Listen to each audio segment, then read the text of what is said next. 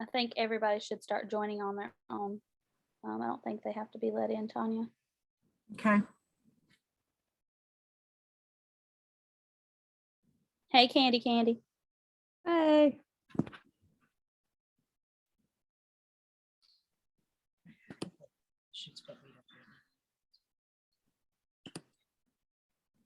All right, and I don't know if you guys can see, you guys see the attendees or no?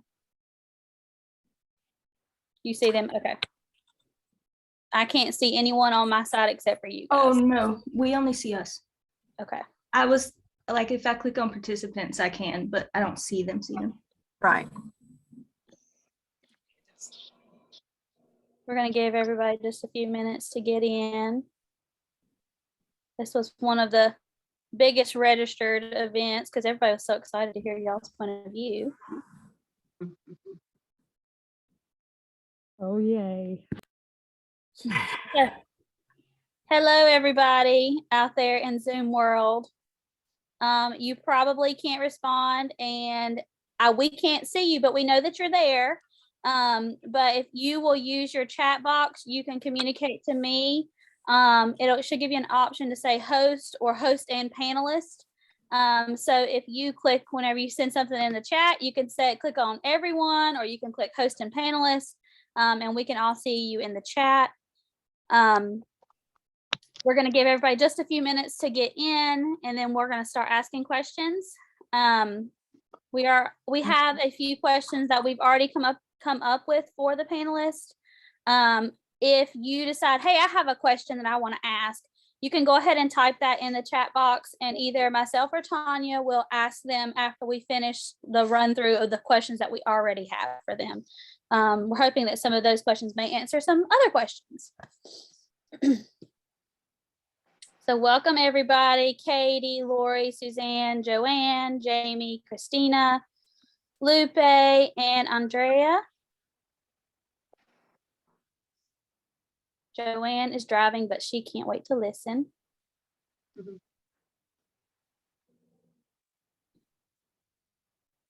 All right, Tanya, I'm not going to be able to see the chat box, so if you see something, just holler I at got me. it up and I'm gonna write them down. Okay. I got you. All right, so the first thing we're going to do is we're going to let everyone introduce themselves. So Haley, you're next to me on my screen, so I'm going to let you start.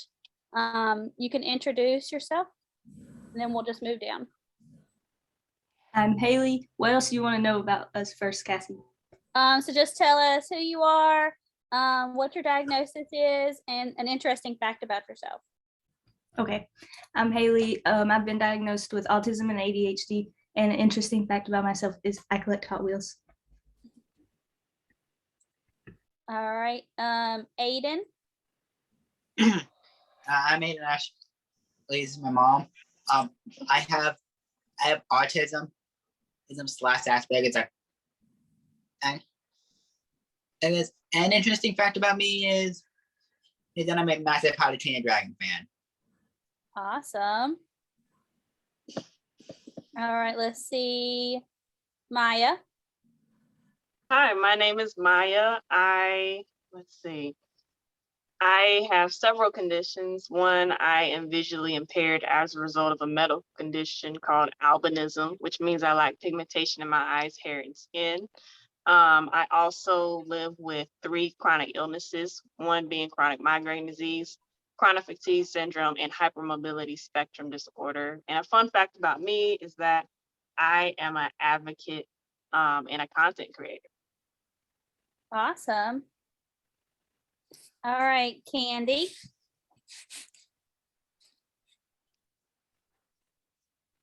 Hey, I'm Candy Andretti. I was never diagnosed. There's not really been a name for what I have. It's just a rare genetic lower extremity muscle disorder. And something interesting about me is, I don't know. Candy is an interesting person all in her own.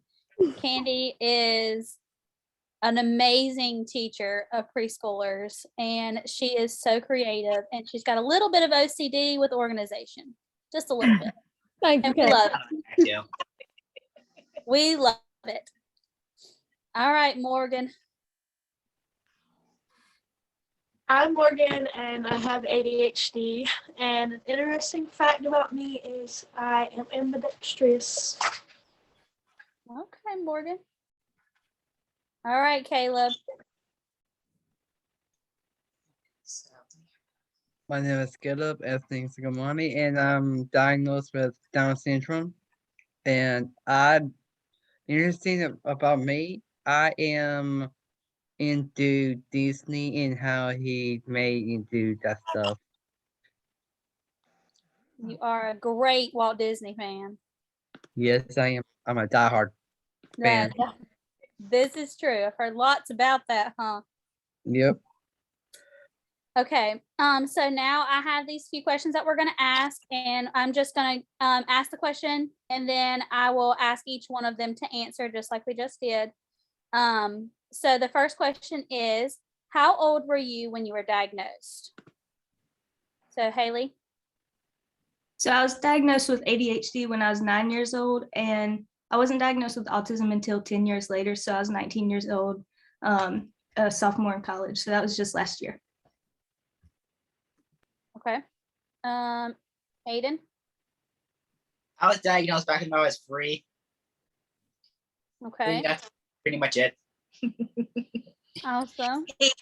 We started to notice signs at 3. It took us a bit to get a diagnosis. We really got the official one when he was 5. It was a very long process, but yes, we were tuned into something when he was about 3 years old. Okay. Maya.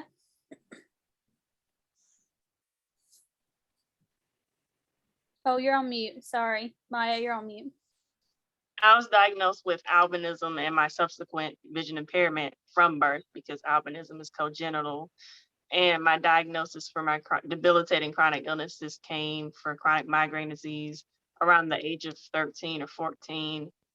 For chronic fatigue, that's been an ongoing process. And for hypermobility spectrum disorder, even though it was genetic from birth, I didn't get officially diagnosed until last year. Okay. Candy. Mine was just obvious from birth. They just knew something was wrong. Okay. Morgan. I was unofficially diagnosed around 2.5, and then finally got the diagnosis when I was 5.5, 6. Okay. And Caleb. I was diagnosed before I was here. We had an amniocentesis done due to tests while I was pregnant, and so they suggested that we do an amniocentesis and genetic counseling before he was born. So we knew Caleb had Downs. We also knew that he was going to be a boy. And that actually led to us to have a lot of opportunity to be educated before he got here, so that we could help him arrive safely. Great. So I asked why you got your diagnosis because the goal of this conference is to whenever you learned about your diagnosis, when you learned about the things that you are overcoming, the things that you have overcome, the sooner that you got services, was that better? Do you wish that you would have received services earlier? And how do you think that receiving your diagnosis at the age that you did helped support you as you have grown into an adult? So Haley, if you want to start, just talk about how do you feel about that? Because I know that you got yours a little later because we were kind of together when that happened. But you did have an ADHD one earlier. So what do you want people to know about getting your diagnosis earlier or later? So with my ADHD diagnosis, I didn't receive any therapy services. I was placed on medicine. And that was a really big turning point in my life. So I was going into an AIG program at school, and before they hadn't noticed any problems because I was always a little squirmy, but I wasn't like your stereotypical little boy with ADHD, couldn't sit down, things like that. And they were like, she's not going to be able to make it in this class.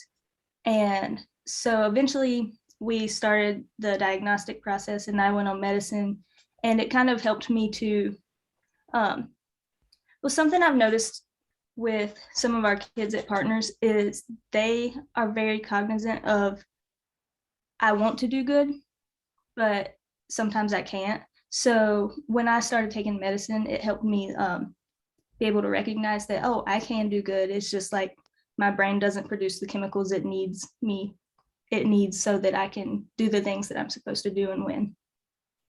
And with autism, like you said, I never had any therapy for that, but just receiving a diagnosis in and of itself helped me understand my identity at 19. So that was a very important thing to me.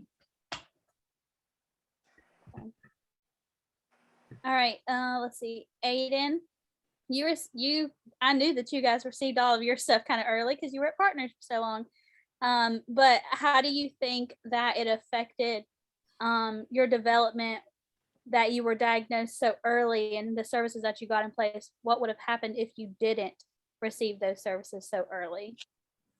Well, I think I can answer that one. So I think the one thing you'll notice about Aiden is speech is an issue. And unfortunately, we didn't get speech therapy, but we were able to get therapy for other things. So I guess that kind of shows itself that, you know, I'm glad we were able to have those services because they made a really big difference.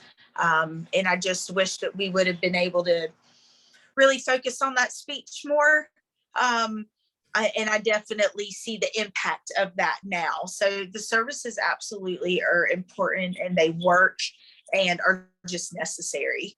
And I'm so glad that we had access and had the people to help us find those resources, because they made a very big difference. All right, let's see. Maya, did you have any resources early? I would say that I had resources in the area of my vision impairment fairly early around elementary school. I had a visually impaired teacher, and we had a IEP structure set up. But I did not start receiving services from the Division of Services for the Blind for North Carolina until around high school age. And I think those services are what really kind of helped me, especially after high school. Do you think that if you would have received those services earlier, do you think that it would have changed I know you're very successful now, but do you think that it would have made things a little more, made things more easy for you? I definitely think so, because being African American, unfortunately, what happens is there is a racial disparity in the resources that we're made known about. So a lot of times, especially African American students with disabilities, we're often one of the last to know about certain services if we find out at all. So I was very blessed that I was able to find out when I did. But I think had I known earlier, it would have helped so much more. Thank you for sharing that. I have a lot of teachers on here. I want them to be able to hear that sometimes you got to have these uncomfortable conversations with parents, because a lot of times as teachers, you're scared to say something because you don't want to offend a parent. But I think sometimes the sooner we can get these things in place, even if it's an uncomfortable conversation at the beginning, that is going to help these children in the long run. So say something so we can do something. So I appreciate you sharing your story. Mm-hmm. All right, Morgan. I didn't receive any therapies or services other than the medication for my ADHD, but I started very early on my medicine, and it's really helped me out a lot to know early so I can start early to control myself when I'm hyper. Do you feel like if you would have had services earlier, because I know now that ADHD is looked at very differently now than it was when you were little. And when Haley was little, they're like, oh, they're just hyper, just give them some medicine. Whereas now, whenever we see a kid or we suspect that they may have ADHD, we might say, hey, let's try some occupational therapy to work on some self-regulation skills. Hey, let's work on, getting them into some counseling or something like that to help them learn how to control their body. Do you think that if you would have had those things in addition to the medication, or if those were resources that you had when you were younger, would it have changed how you are now? Yes, I wholeheartedly believe that. Like, especially like now with like fidget toys and things for children with ADHD and like other diagnoses, like I pick at my fingers and like I twiddle my thumbs a lot, and I wish that I could have had those services so that I could have been able to control myself other than like picking at my nails and like always playing with my like hands and tapping my feet and stuff. Well, and I know this just personally from being around Morgan and knowing her family and knowing, when she was little. Morgan, what did they used to say? What kind of kid you were when you were little? I was a hellion. Yeah, everyone's Rambunctious. rambunctious, jumping off of stuff. She's doing this. Morgan's doing that. You're gonna have to get Morgan. So a lot of times the kids that we're seeing, they're jumping off of things or they're climbing on stuff, and to Morgan's words, they're being hellions. So those kids, those are the kids that need us the most. Those are the kids that need us to say, hey, what's going on? What are we missing? What is their body missing? What kind of services can we provide early so that they feel more supported as adults? All right, Miss Candy. So I started receiving services probably around when I was 6 or 7. It was physical therapy, and I had it all through until I graduated. I think it helped out a lot because I don't think that I would be walking as well or at all. So it helped me come a long way. Yeah. And you also have a son who's been diagnosed with the same thing. Yes, from birth. And he's been receiving so many services. What's the difference in the services that he received versus the services that you received? Oh gosh, he received services a lot earlier than I did. So, he got speech, play therapy, just physical therapy, occupational, all of it. He's came a long way too. That's right. I was talking until he was like 3, and now we just can't get him to shut up. He gets it from his dad though. He went from crawling when he first started at Partners to using a walker, and now he's on crutches, and he does try to take steps by himself unassisted. So maybe one day not maybe. One day I'll see him walking without anything.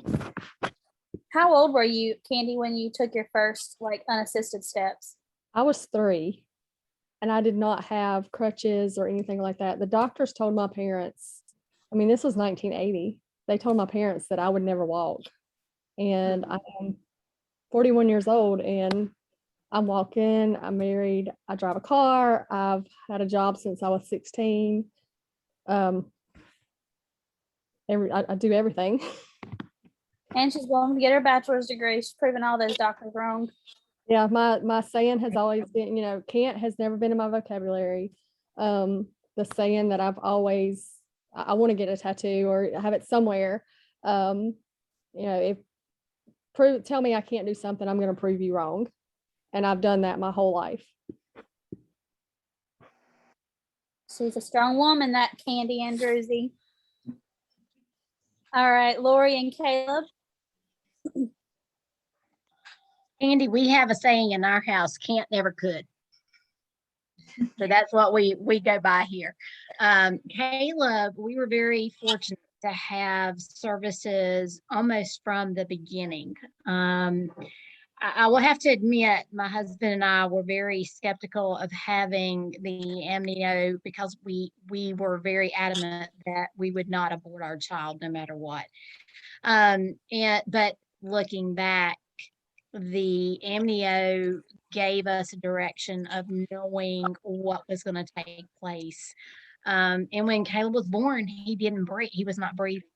And the education that it allowed me to have before he was born prepared me for that. So I wasn't panicking as they were trying to resuscitate him. I knew that that was something that could happen. But he started receiving services at the age of 2. We had a one-on-one to come into our house and work with him doing play therapy. She recognized that we could actually teach him sign language because he was not talking, which gave him an avenue to talk. And was really successful. By the time he got into preschool and into kindergarten, he had 100 words that he signed, which was very helpful communicating his needs. So I would say the services were very much needed, and it would have changed the trajectory where he is today. He wouldn't be as highly functioning as he is today if he did not get those services. And he got them all through while he was in school. So he received OT and speech therapy. He didn't receive physical therapy. He could pretty much maneuver wherever he wanted to, but the OT and the physical and the speech therapy were very monumental in helping him.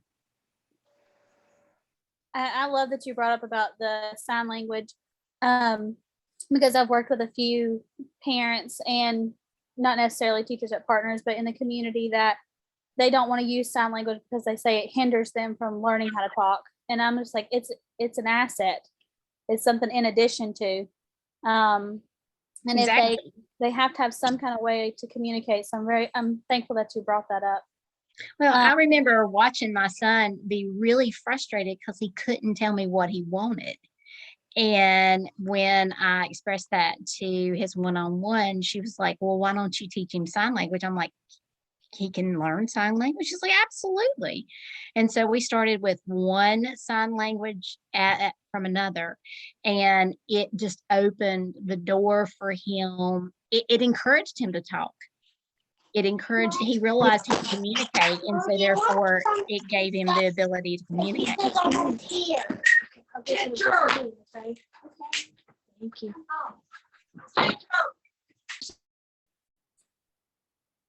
Yeah, I love whenever you could, even children who are typically developing, they get frustrated and they don't have words to use. He'll have a sign to say stop, that I don't like that, stop. Or for they want to eat or they want more, just giving them something to communicate is going to eliminate so many behaviors that they may have in general. Then, if a child is delayed on top of that, it even adds more of a barrier to try to put those, your receptive language skills and stuff like that, to be able to pair it with sign language to communicate to somebody, hey, I need some, I'm having a tantrum here because I need something to eat, I'm hungry. Yeah. So the next question is, how would you describe yourself? And you guys can, whoever wants to go first can go first. I'm trying to switch back and forth through the questions and you guys. Aiden, do you want to describe yourself? Yeah, sure. Like if I had to give myself 3 words to describe myself, it would be creative and loving, and just overall joyful. I would agree with all of those things. Any person who has met you would know those things. That's right. I like just radiate this like happy aura that's really contagious. I agree. Anyone who sees you, hears you, I remember you being in preschool, and anytime we saw you, I was like, he just makes my whole day, because you're just always, you're happy and you're just a happy-go-lucky kid. And I think you spread that with others. Maya. I would describe myself as methodical. I would describe myself as creative in many different capacities, and someone who loves to serve using those creative capacities. I can tell that about you, that you have a kind heart. And I know that Amy has talked highly of you from the ECAC. Thank you for your kind words. Haley. I've always hated this question, but recently I came across a quote. It's Einstein, and he said, "I have no special talents. I'm only passionately curious." And while I'm no Einstein, I think that there's no better way I could describe myself than passionately curious. I'm always trying to figure out how things work, how people work, how to make things better around myself, and how to best serve others. So those are my words. I would 100% agree with you guys. The first time me and Haley had our first real relationship moment was at Partners. We used these sprayers to spray the rooms when COVID was happening, and even now, just to keep down viruses and things like that. And Haley was like, "I'll do it. I can do that." And I'm like, "Okay." So this was before we knew about Haley's diagnosis. And so she's like, "I got it." So she takes the drop cord and she goes and plugs it up. She comes running back into the front building to me and she says, "Something's wrong. I blew the lights." And I'm like, "What do you mean you blew the lights?" And she's like, "The lights are gone. They're not working." And I'm like, "Okay, let's go down." So did you push that button that's on the outlet, like the ground button? She was like, I didn't see that. And I was like, "Okay, so let's go down there." So we went down there and I pushed the button and she was like, "Oh, now I see." And she was like, sometimes I just need to know how something works." And from that moment, I knew that as long as she knew all the way things work, she would be just fine, because she loves to know how do things work. And so that was like our first bonding experience. And I will never, ever forget that. So from that moment on, I knew that anytime I needed Haley to do something and I needed something to be figured out and how did it work, that she was the girl to go to, because she loves to figure stuff out. Candy? I'm a hard worker, I'm kind-hearted, and a go-getter. 100% agree. She chases 2-year-olds all day. You have to be those 3 things. And then come home and a 4 and a 8-year-old. Yes. All right, Caleb. If I have to describe myself, I want to say I'm unique, and also I want to say creative, because I love being creative with ideas, and also I'm ongoing. The same thing like Kenny. I'm hard work. I'm a hard worker. You are very much a hard worker and very creative. Very creative. Morgan? I too will describe myself as hardworking and curious as well. But I'm also very outgoing. Yes. Morgan is the life of the party. And she's freezing up a little bit, but Morgan is the life of the party. If Morgan is there, everybody's having a good time. Everybody. Everybody's going to be laughing and everybody's going to be having a good time. Boy, who did that remind me of? And she is an awesome babysitter. Yeah, and an awesome baby. I see a common theme here, that all of you are pretty much like, "Hey, I can take on the world. I can do whatever I want." Do you think that has anything to do with the obstacles that you've had to overcome, or the people that you've had to overcome? Yeah, probably. Yeah. Probably, because can't let the world get you down. Never really thought of that before. And I will just say something that I've learned about myself. I thought a lot of the way that my mind worked was simply because of my disabilities. But I'm coming to find out that my mind has always worked that way, and disability and chronic illness has had a way of enhancing that, in moments where I've had to self-advocate or just figure out how to self-accommodate, when moments where I've had to exercise self-determination and make decisions for myself, and help those who are helping me help me better by understanding what my disabilities entail and what I need based off of those different scenarios. I 100% agree with that. And probably up until 5 years ago, y'all are learning this very early in life. Up until 5 years ago, I have had a very traumatic childhood, and I would say, well, I do that because of my trauma. I did that because of my trauma. But as I've learned to deal with those things, I've learned that I don't do those things because of my trauma. I do those things because that's the way my brain is built. But because of the way that I'm an overcomer naturally, then my situations that I've lived through has just amplified that. So I can work through things faster, better, and stronger because I've been through something harder than that. And I think that kind of is the way you guys are, is like your brain is naturally built this way. You're naturally creative, you're naturally joyous, you're good, tender-hearted people that care about other people. But and then on top, and then because you guys have had barriers that you've had to overcome, you're like, this is nothing. I can do this. I've done harder things than this before. Would you guys agree? Yeah. 100%. Definitely. With Caleb, his is more of a visual. People see him and they automatically, judge what he is capable of doing. And it's really, intensified his passion to be understanding to others, and to love others. He's like a hero to me in that he just lets things roll. He doesn't take the comments that he receives as an insult. He will roll with that, and it really, helps society to understand that he's part of that society and he's just as capable of doing things as they are. So you're right, it does. It amplifies the struggles that you've gone through. It amplifies what you're able to do. I don't like bullies Yeah, me neither. Not even a little bit. because in Morgan I got bullied by a teacher.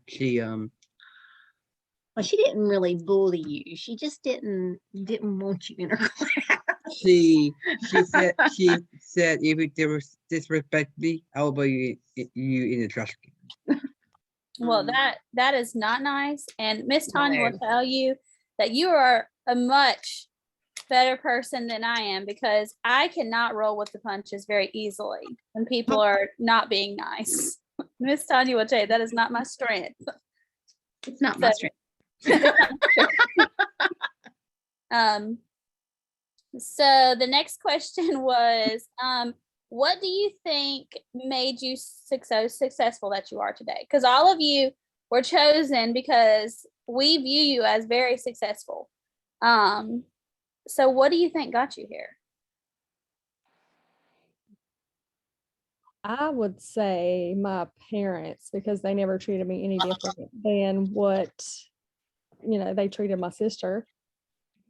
So, I mean, and there were some teachers that didn't, they treated me just like everybody else.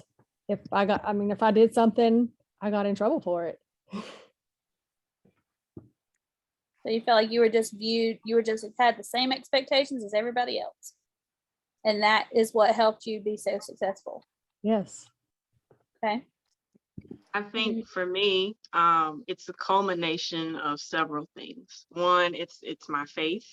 Another aspect is the people who have come together and who have surrounded me with support, whether it be different trainings for orientation and mobility for using white canes, or the camp counselors I had that prepared me for college with a disability, or the doctors and the physical therapists that have listened and understood me And even the doctors and individuals who did not understand me, but their ignorance and lack of understanding opened my eyes to those who would listen and hear my story.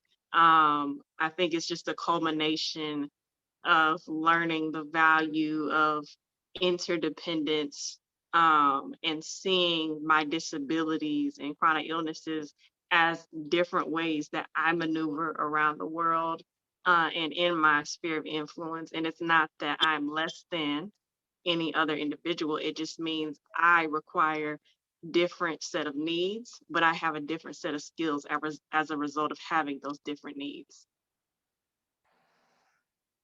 Well, I think that just summed it all up. I probably have to say, my parents are one of the bigger reasons.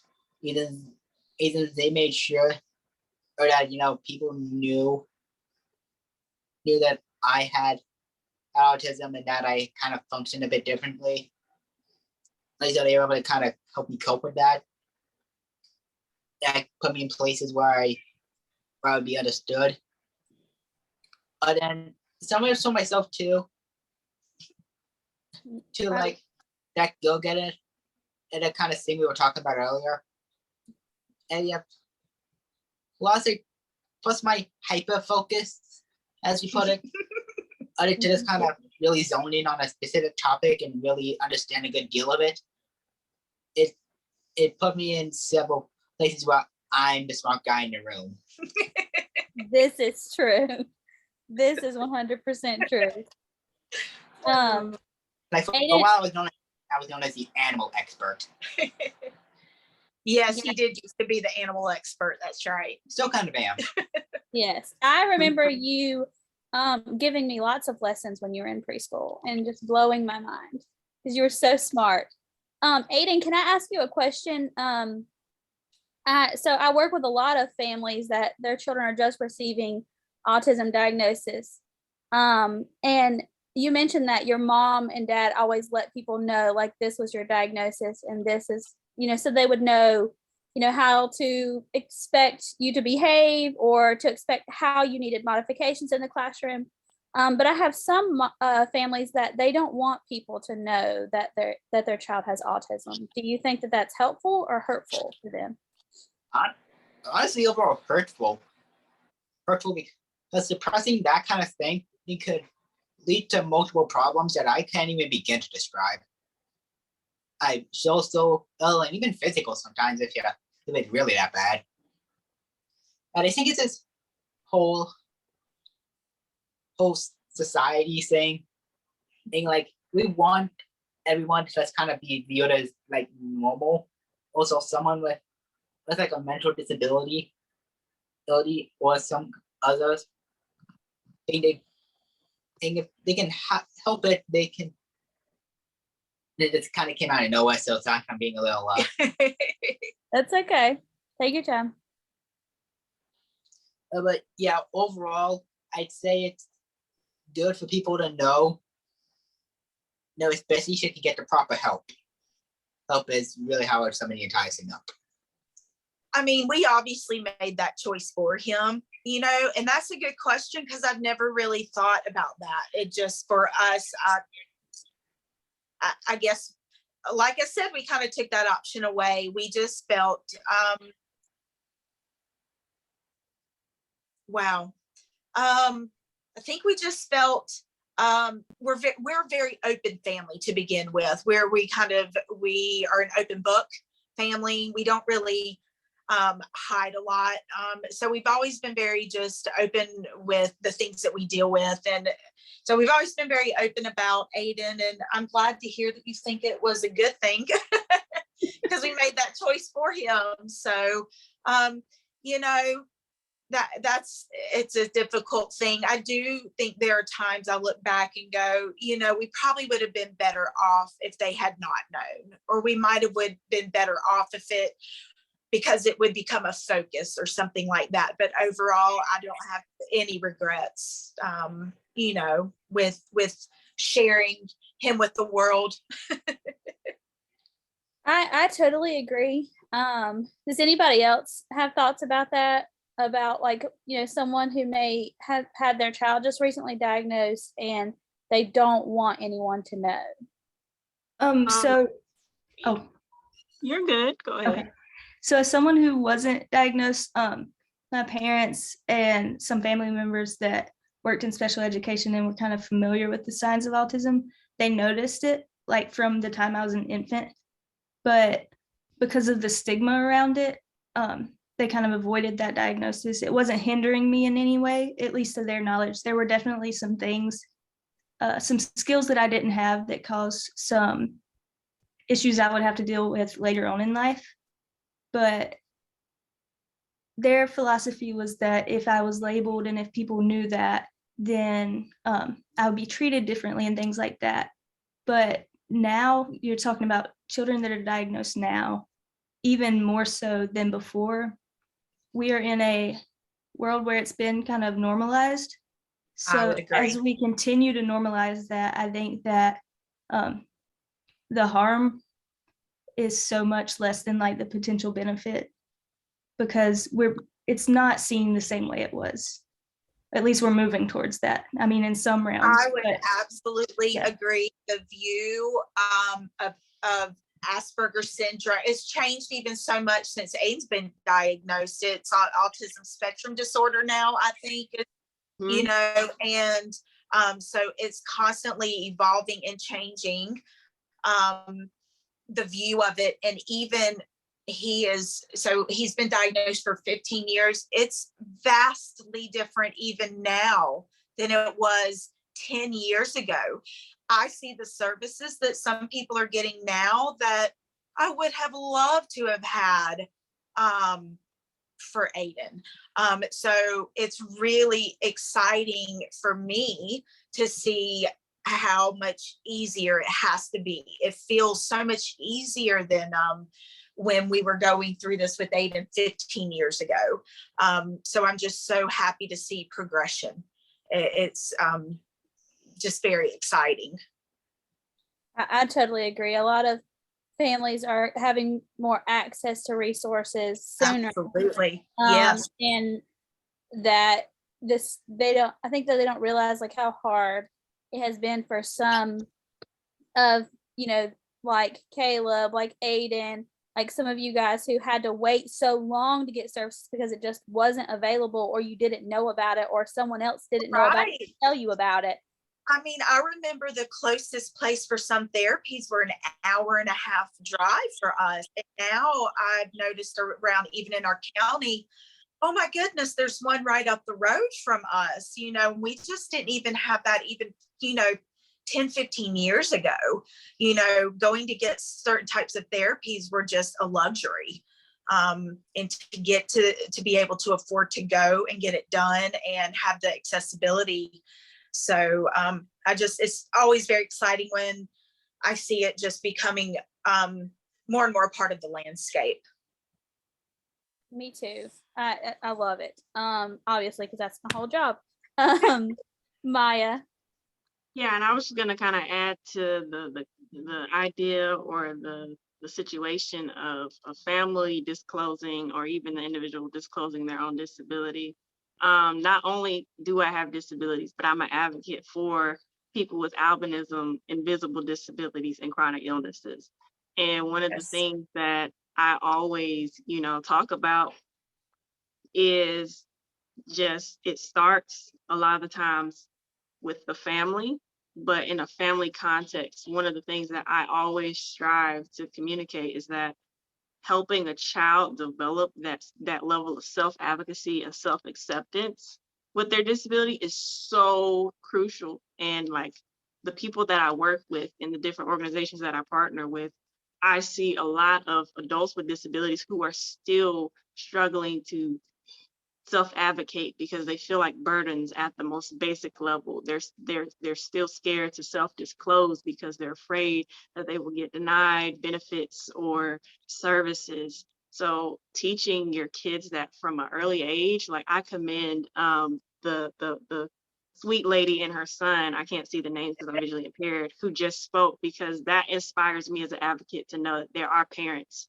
who are doing that, and just to see how he's gonna continue to evolve is an amazing thing. And on a personal level, I ended up educating my family on my disabilities. So as I educated them, they kind of became co-partners in this advocacy journey. So we would go places and someone would be kind of stalking me because of my albinism, and they would have my back, like letting me know, being my eyes in those moments. Or if somebody was picking at me, I had an instance where a social worker, I was sitting down in the hall of a division, DSS, and a social worker who was not mine came and just started laughing at me because I was reading my book this closely, but I'm visually impaired.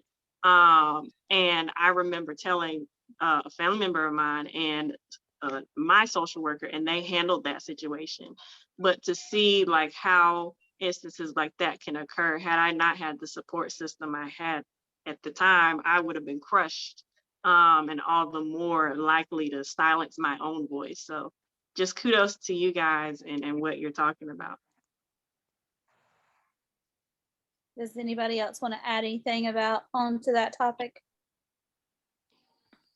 I think Down syndrome, you know, we really didn't have to say much about what Caleb had. You know, his diagnosis was very visible, which led to it wasn't that he didn't receive services, but he was judged very quickly. And we would end up like with the teachers or with the one-on-ones. I would go in, you know, do some surprise visits in this classroom, and I would come in with the teacher, his one-on-one tying a shoe, and I'm like, why are you doing that? Well, his shoe was untied. And I would look at Caleb and I would go, Caleb Sinquamani, can you not tie your shoe? Yes. And they would be surprised. And I would say, you need to let him do things. So immediately that stigmatism of Down syndrome really created that barrier of he couldn't do things for himself. And I agree with Maya and with Aiden. You know, we are the pioneers. We have, you know, we've been the ones to push through and break that stigmatism of what we really can do. You know, for like Haley and Candy, you know, these are things that we're educating the rest of the population that there is no normal. There's nothing normal about Sinquamani family, is what we say. We're unique. We're all unique, and God does not make mistakes, you know. And that's the thing, you know. And it's one where, you know, we all have to encourage that everyone to be okay with who they are. You know, like Maya was saying, you know, it's one of those things where we struggle with the fact that, you know, some of these adults are still struggling with that, the stigmatism of being a burden. And you know, I remember when we first got his diagnosis, I was like, he's not going to be able to do this, and he's not going to be able to do that. And the next thing I'm realizing is those are my goals.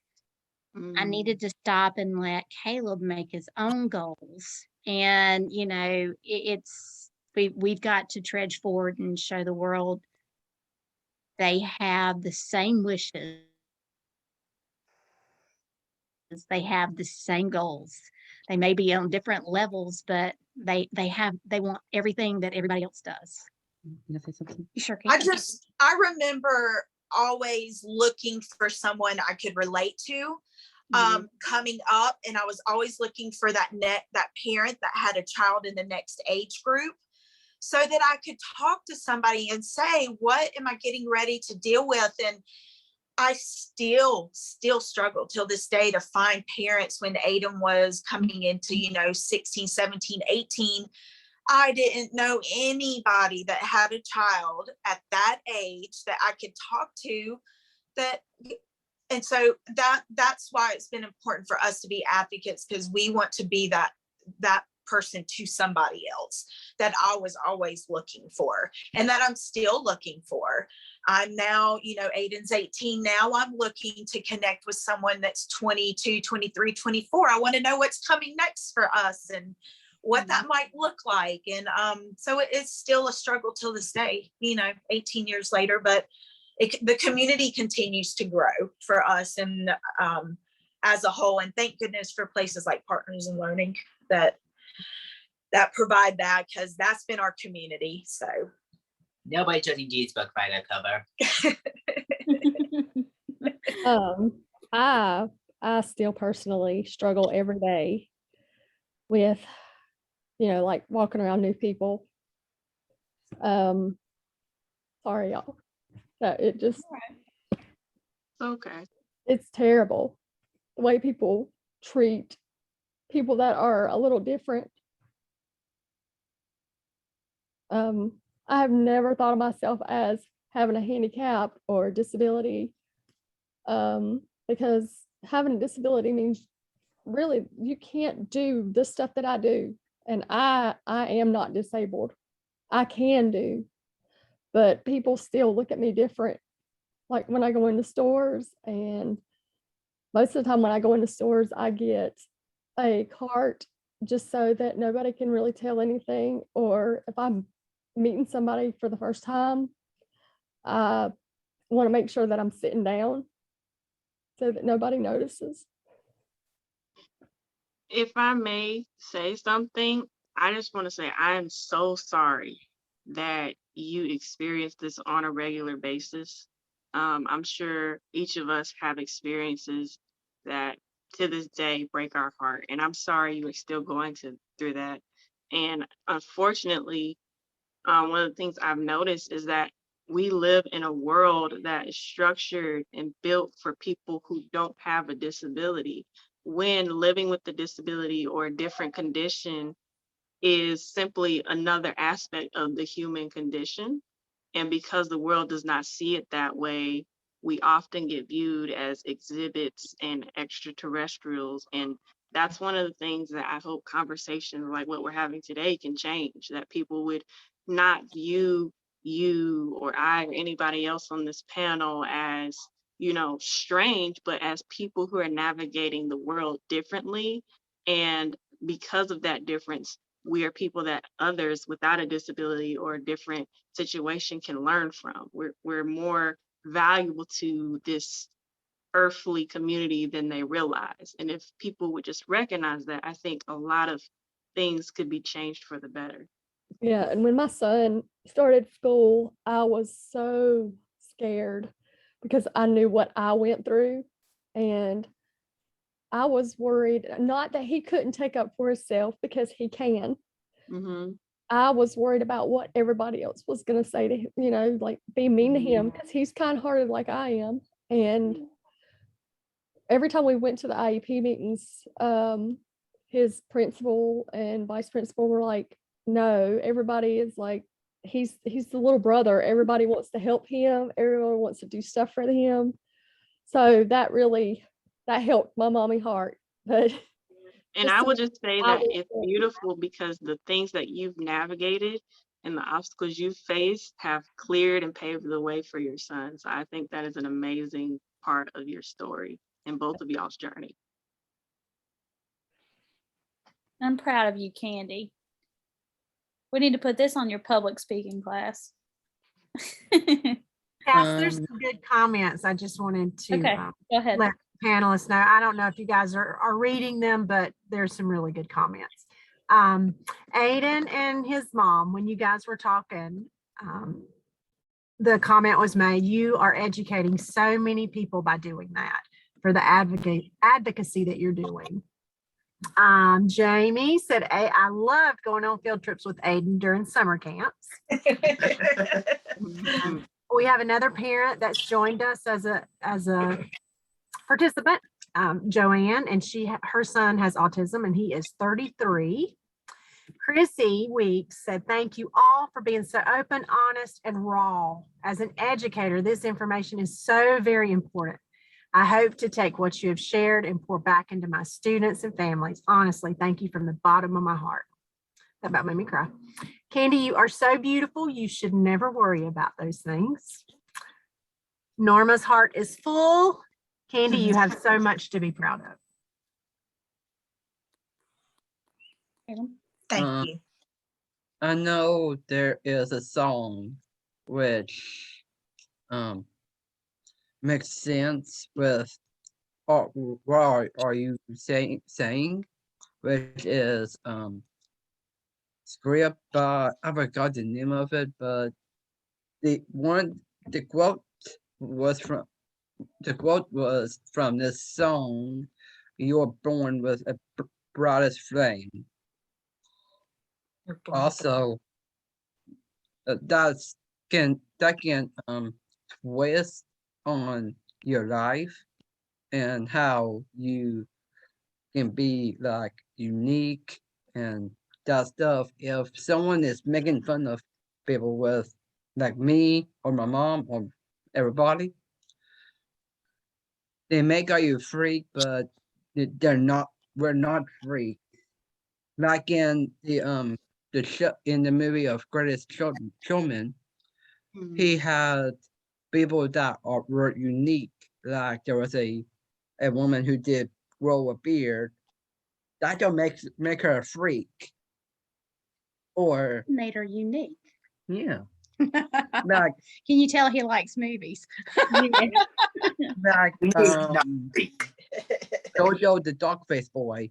He couldn't do what he can or that stuff, but the people that we are like Danny. It boils down to we all have a purpose, don't we? Yeah, And we're all unique. with Haley, I know she's amazing, and also I know that our system is not leveled as her, but with me, I do more than that. I know I'm a legit and awesome person. I'm friends to all people and kids and babies. I think what he's trying to say there is, we all have a special purpose. And Haley, he was absolutely drooling over your car collection behind you. Haley collects Matchbox. Did I say it right? No. Hot Wheels. Hot Wheels. In case y'all didn't know, there's a difference. I was educated. She collects Hot Wheels, not Matchbox. Haley, would you like to tell them the difference? Okay. The difference is that Matchbox cars are like the cars you see on the road, like normal cars like you drive. And Hot Wheels are more like classics and things you would see at a car show. So I was educated. I thought it was like a preference of like difference between like a buggy and a cart. It is not the same. So I want you guys to tell our teachers and parents that are on here, what is something that you would tell your younger self? Whoever wants to go first can. I'll start. This is more personally me, but it probably tell myself to get outside more. I'm a really big introvert, but then maybe focus a bit more in school. Well, that's kind of been a problem for me this year. We're struggling a little bit our junior year, but we're gonna make it through. We're working through it. But yes, what he Aiden doesn't get outside a lot. His happiness is within the boundaries he's created at home and his realm that he has created in his room. And he does have some regrets now as he's getting older that he wished maybe would have. We talked a little bit yesterday about being more social, maybe making friends a little bit more, making the effort. So, but hindsight's 2020, and we learn and we make changes going forward. So I would Aiden, like to say, oh, sorry, Morgan. Aiden, I would would like- you have appreciated if your teachers and parents would have pushed you more out of your comfort zone. So like some of the teachers that are on here, they may have children in their class that have autism that want to stay more within their boundaries. Do you think that they should give them an extra push into being more social? Should they give it to them in small increments? And like to take it from me, they'll be complaining. I mean, I know I'm one of them. But over time, it's hard to say, hey, this is actually beneficial for me. And so yeah, small increments at the most. Don't just like throw them to the wolves, as they would say. Yeah. So all you teachers heard that? Don't throw them to the wolves. They may complain about it, but you just need to make them do it in small increments. All right, Morgan. I would just like to say to Aiden that we love having you at Partners in Learning, like working for us in the afternoons when you're out of school. And the kids enjoy seeing your face every day. So I'm very proud of you for coming back to the cell and coming to work.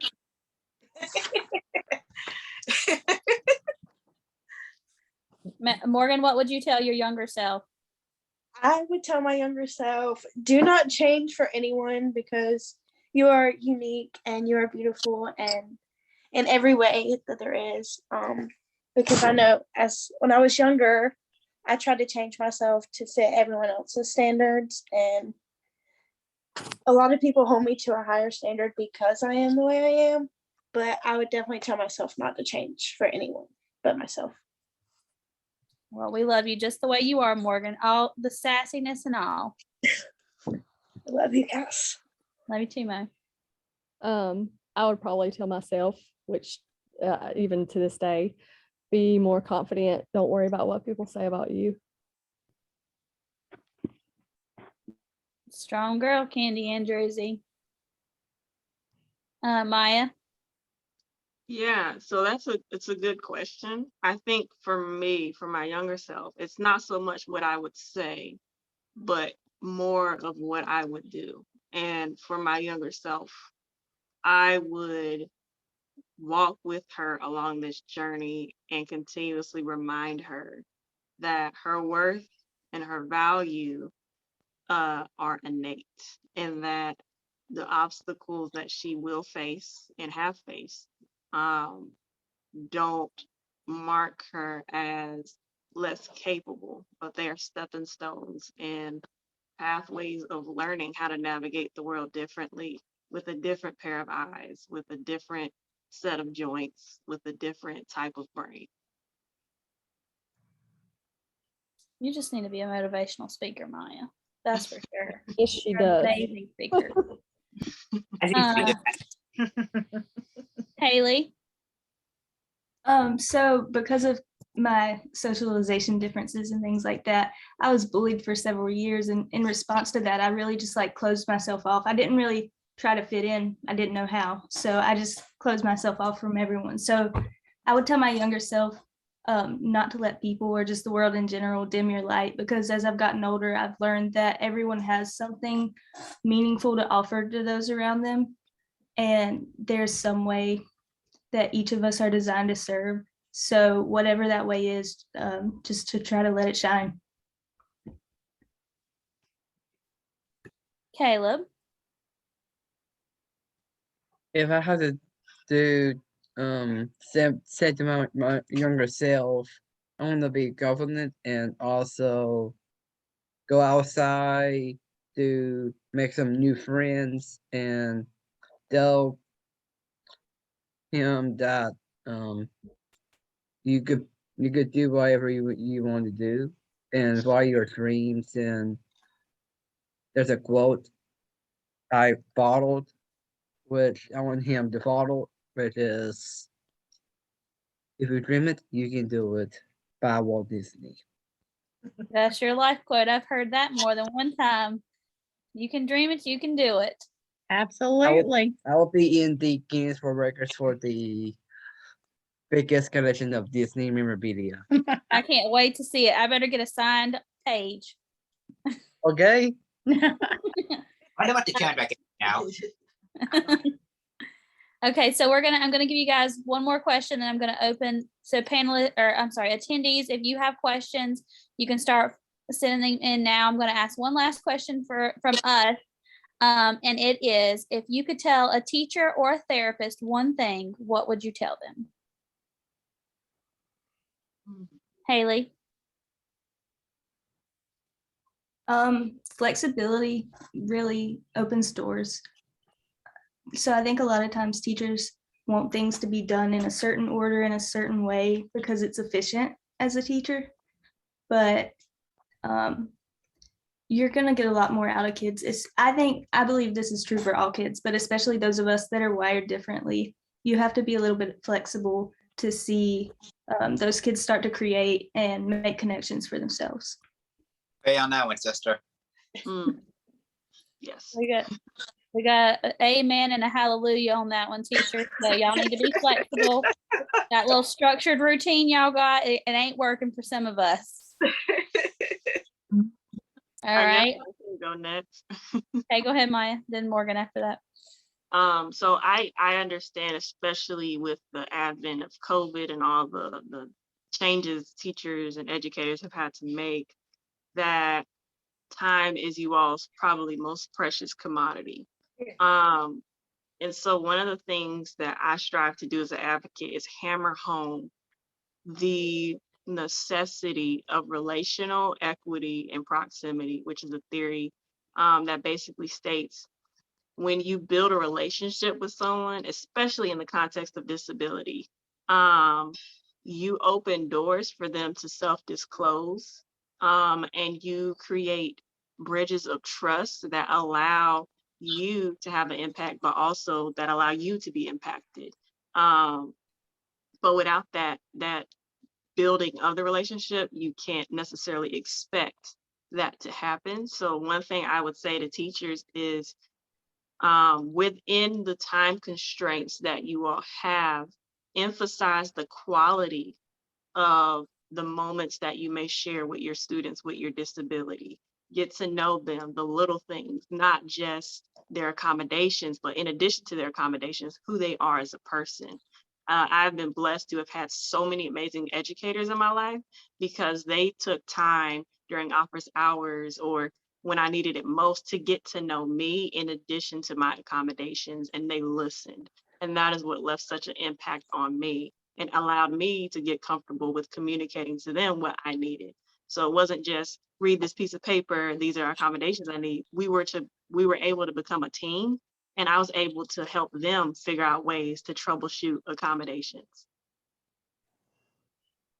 Well, amen, hallelujah, and praise Jesus on that one as well. Morgan.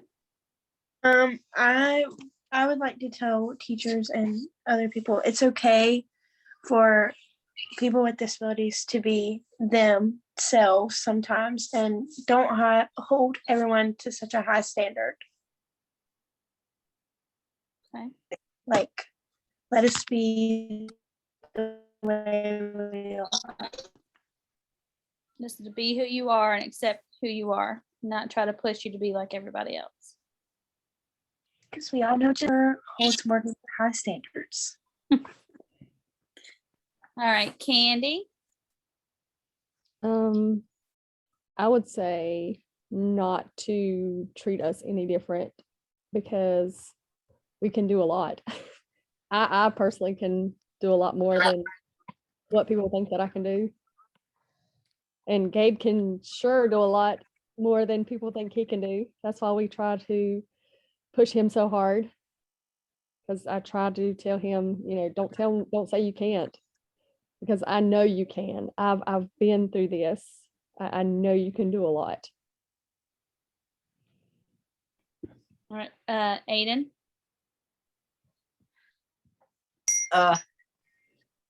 Flexibility and tolerance, and it's I'm saying things I'd probably say.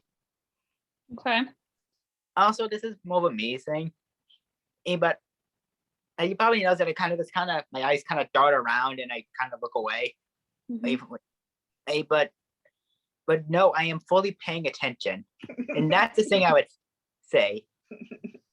Hey, And even if I don't look like I'm paying attention, and my attention just seems to get pulled to other places, I'm fully listening to what a teacher, counselor, whoever is saying, and I'm tuned in. And I guess my just move my neck every now and then. I guess, 'cause I don't know. So they don't need to say, "Look me in the eyes" when I'm talking to you. And that was an early thing, but Jesus has grown used to me being like that. Yeah. But yeah, early years definitely would have told him ahead of time. Awesome. All right. Caleb, what would you tell one of your teachers? I want to say, I know when I was in school, I keep on hearing complaints and I keep on hearing like, hey, when it's lunch, doing something like that, and they're goofing off. I was like, no, you don't need to goof off and believe in what they're saying. And also, I want them to, if I want to tell them stop what you're doing and help them, help with what you're giving them. Like one time I was in school and I one of my classmates was arguing with the teacher, Mm-hmm.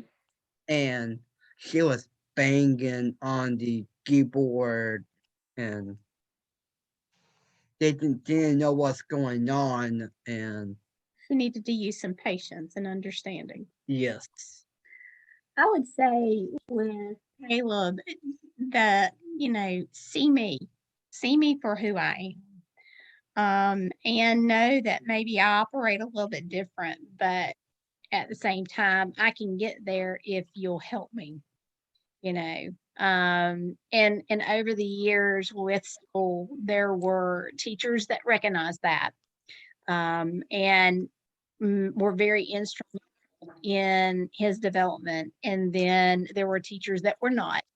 And unfortunately, that was a difficult experience for him to go through.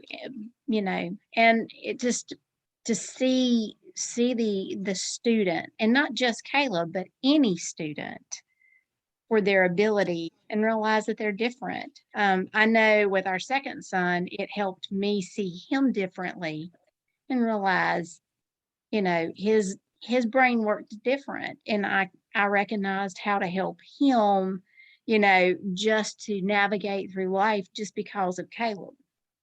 So I would say, see me. That pretty much sums it up. and also okay. He gets carried away. You guys did a great job. We have one question in the chat. It says to Haley, would it have helped you if you knew why you were different earlier? Did getting the diagnosis answer those questions for you? I think you did answer that, but I think this person wasn't on yet. 100% yes. I actually sought out the diagnosis myself. I knew that my parents had noticed some things, but it really clicked for me when I started an internship my senior year of high school, and I was working with a CCAC class, and I really just clicked with our kids that were on the spectrum. And when I was younger, we would have some kids at church that were on the spectrum, and I always was the one to go sit down and play with them and tell the other kids, no, you don't need to do that. They're not going to like that, because I always kind of understood. So I realized that I was understanding myself through bonding with these other people that were like me. And it's really a big part of who I am. I know there's like a lot of controversy over, do we do person first or identity first language? And something just like listening to different points of that is that when I realized that it's like okay to be autistic and things like that, just having the diagnosis, having the label helped me to understand myself and embrace myself for who I am, even though it shouldn't be that way. We should all be okay with being different regardless, but we're not. And I started to understand, oh, this is why I react this way. This is why I do these things. And it really just helped me to not feel like such a burden that I had felt like for so long. And I'll just say to Haley's point, she brought up something really, really good, because as an advocate and a person with a disability, I teach people regarding language, first person or identity first. I teach people to build relationships with those individuals, because no two people with the same diagnosis will approach how you address them in the same way. So even as an educator or just a person in general, with those that you love or that you serve with disabilities, just get to know that individual, and they will take the lead on how they want you to, specifically address that. Yes. Does anyone else have any additional questions that are in attendance? If not, well, be respectful of all of your times. We are 1 minute over. We have done this like a champ, y'all. We got time management skills. It's like we've had to use visuals and timers and things before. But we have only ran 1 minute over. So if anybody has any questions, put them in the chat. If not, once you end this session, it's going to send you a survey link in 24 hours. So it's not going to send it to you immediately. So by tomorrow, you will have a survey link. You fill out the survey, then it will notify me that you have finished the survey, and then I will send you your certificate for your training hours. If nobody else has any more questions, does anybody else have anything else they want to say? I just want to say thank you for the invitation and allowing me to be a part of this. I enjoyed hearing each and every one of y'all's perspectives, your stories. You all are amazing, and I love, the uniqueness that you all brought to this conversation. Yes, I appreciate all of you for coming, and I'm sure that our attendees do as well. Partners in Learning has a treat for all of you. Some of you may have received them. Some of you have not received them yet. So I need to get, Aiden, have you received yours yet? Dang, accidentally left it at work. That's okay, as long as you got it. I need to get up with you, Lori, to get yours for Caleb. And Maya, where are you located? I am in the High Point, Greensboro area of North Carolina. Okay. So I'm probably going to mail you yours. Okay. And I'm going to send you an email after this, and we'll get touch base. Okay. Okay. Thank you. And then Candy, I'll get you yours at work. I just have one thing I want to say. Yes, go ahead. I think it's the most important thing to having a disability, and that's love who you are, because that's the most important only thing that matters. I think that you're exactly right. Amen. Morgan. Amen, Aiden. Amen. Well, thank you all for being here. Thank you for sharing your stories. Thank you for being open and raw. And I know that some of these conversations are hard to have, but I really appreciate you helping us educate our community on how to best serve people who have unique needs. I hope you have a great week. Let me know if you need anything. Have a great week. Catch you later. Bye. Bye.